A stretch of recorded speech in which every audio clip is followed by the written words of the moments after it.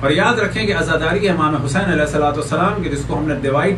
Discuss کیا کہ اس میں دو چیزیں ہیں، ایک ہے فطری حزن و ملال، اور ایک ہے در حقیقت واقع کربلا کو پروموٹ کرنے کا عنصر، اور اس کے لیے ہیں کچھ رسم و رسوم۔ تو بعد میں ہم سے کہا گیا کہ کچھ گفتگو جو ہے وہ زلجنے اور تابوت کے بارے میں بھی کی جائے۔ اب یہ ذہن میں رہے کہ زلجنہ ہو یا تابوت ہو، اس سے پہلے یہ ذہن میں رہے کہ عام طور پر ایک بات کی جاتی ہے کہ جی یہ والی رسم ایران میں نہیں ہوتی، یہ والی رسم عراق میں نہیں ہوتی، اور مہندی کی رسم جو ہے جی وہ ہندوؤں کی ہوتی ہے۔ تو پہلی بات یہ میں کلیئر کروں کہ جو مہندی کی رسم ہے یہ ہندوؤں کی قطعاً نہیں ہے، 100% غلط پروپیگنڈا ہے۔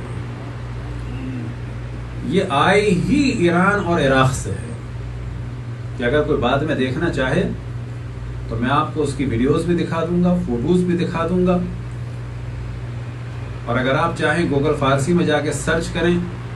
عروسی قاسم کے نام سے تو آپ کو جلوس کے جلوس نظر آئیں گے۔ اگر آپ سرچ کریں ہنا قاسم کے نام سے تو بھی آپ کو چیزیں نظر آئیں گی، جس کو ہم لوگ ہنا کہتے ہیں وہ اس کو ہنا یا ہنا کہتے ہیں۔ لیکن اصل معیار یہ نہیں ہے کہ اگر کہیں کوئی چیز نہ ہو تو وہ حرام ہوگی، حرام کے لیے جو ہے وہ دلیل چاہیے ہوتی ہے، اور علماء اور فقہائے کرام فرماتے ہیں، اور ہمارا کام ہے کہ ان سے پوچھیں، اور وہ فرماتے ہیں کہ جس علاقے کی جو رسم ہو اگر وہ شریعت کے دائرے میں ہے تو اس کا احترام کرو۔ سبحان اللہ۔ لہٰذا کچھ رسم و رسوم ایران کی ہیں، کچھ رسم و رسوم عراق کی ہیں، کچھ رسم و رسوم کویت کی ہیں، بحرین کی ہیں، شام کی ہیں، کچھ رسم و رسوم جو ہیں وہ رشیا کی ہیں، آذربائیجان کی ہیں، کچھ انڈیا کی ہیں، کچھ پاکستان کی ہیں، کچھ افغانستان کی ہیں، کچھ رسم و رسوم جو ہیں وہ ترکی کی ہیں، اور ہر رسم کے پیچھے کوئی نہ کوئی ایک لاجک ہے۔ اور کل ہم نے یہی توجہ دلائی کہ اس لاجک کو ڈسکس کیا جائے اور اس کو پازیٹیو یوز کیا جائے، اور اگر کسی کو کنفیوژن ہے تو کنفیوژن کو ختم کیا جائے۔ اگر دوران طواف لوگ نامحرم کو چھیڑیں، آپ کو تعجب ہوگا دوران طواف بھی یہ کام ہوتے ہیں۔ دوران طواف جو ہے لوگوں کے پیٹ کٹ چکے ہیں، جس کے لیے کہ جو بیلٹ ہے بیلٹ میں پیسے ہیں وہ کاٹی تو پیٹ ہی کٹ گیا۔ تو اب کیا طواف ختم کریں یا چوری کو ختم کریں؟ نہیں، چوری ختم ہو۔ اب مثال کے طور پہ ترکی میں ایک رسم ہوتی ہے کہ اگر آپ جا کے لکھیں محرم ان ترکی، انگلش میں بھی لکھیں تو شاید آ جائے، اور ویسے لکھیں فارسی عربی میں بھی تو بھی آ جائے گا، تو وہاں پر آپ دیکھیں گے خواتین جو ہیں وہ